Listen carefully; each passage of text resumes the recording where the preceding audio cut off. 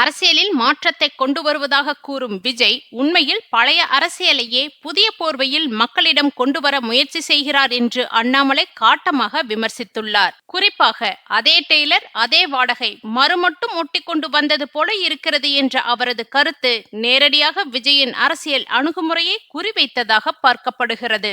அதாவது தமிழ்நாடு அரசு cable TV நிறுவனம் வழங்கும் ஒளிபரப்பு சேவையில் இருந்து பாலிமர் நியூஸ், நியூஸ் தமிழ், தமிழ் ஜனம் ஆகிய செய்தி தொலைக்காட்சிகளின் ஒளிபரப்பு நிறுத்தப்பட்டிருப்பதாக குற்றச்சாட்டு எழுந்தது.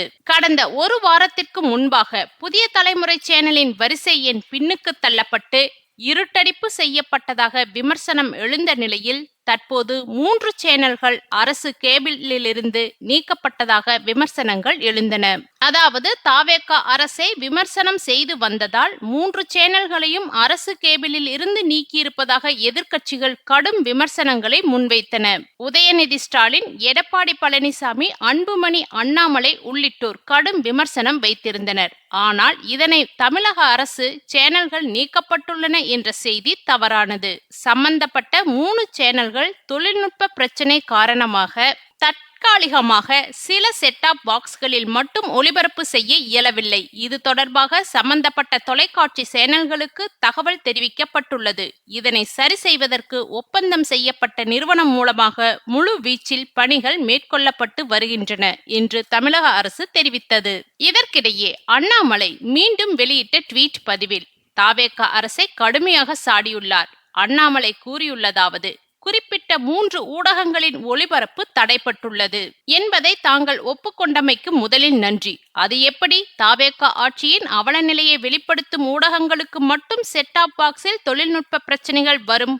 பொய்களையும் புரட்டுகளையும் மக்கள் மத்தியில் உண்மை என நம்ப வைக்க கடந்த திமுக ஆட்சியில் உருவாக்கப்பட்ட இந்த டிஎன் ஃபேக்ட் செக் வலைத்தள கணக்கு தாவேக ஆட்சியிலும் அதே வேலையை தொடர்கிறது. இது மாற்றம் இல்லை. கன்னத்தில் ஒரு மறு மட்டும் ஒட்டிக்கொண்டு வந்த அதே டெய்லர் அதே வாடகை ஏமாற்று வேலை என்று பதிவிட்டுள்ளார். பாஜகவிலிருந்து விலகுவதாக கடந்த வாரம் அறிவித்த அண்ணாமலை புதிய அரசியல் இயக்கம் ஒன்றை ஆரம்பித்தார். தமிழகத்தில் அடுத்து வரும் பொதுத் தேர்தலில் தனது கட்சி போட்டியிடும் என்றும் கூறினார்.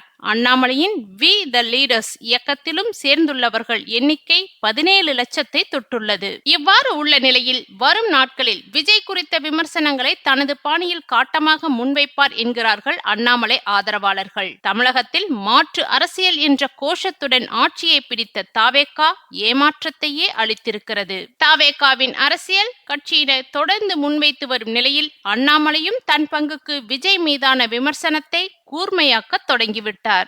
விமர்சிப்பவர்கள் என்னதான் ஒரு பக்கம் விமர்சித்துக் கொண்டிருந்தாலும் தமிழகத்தில் புதிதாக பொறுப்பேற்றுள்ள தமிழக வெற்றிக்கழக ஆட்சியில் நகராட்சி நிர்வாகத்துறையில் அதிரடி மாற்றங்கள் அரங்கேறி வருகின்றன.